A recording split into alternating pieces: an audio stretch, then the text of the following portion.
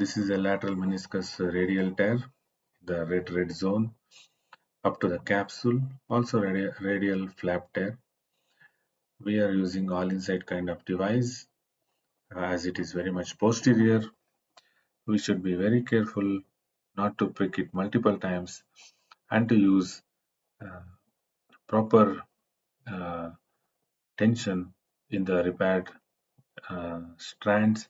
Otherwise, sometimes it pulls through the substance of meniscus, and then we might have to do meniscectomy if we do not get proper hold of these fragments.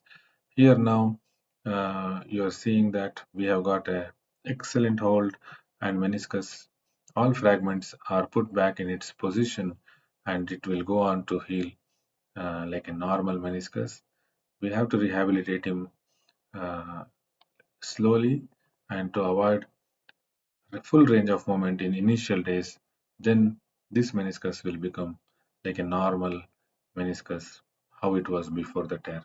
Thank you for watching this video.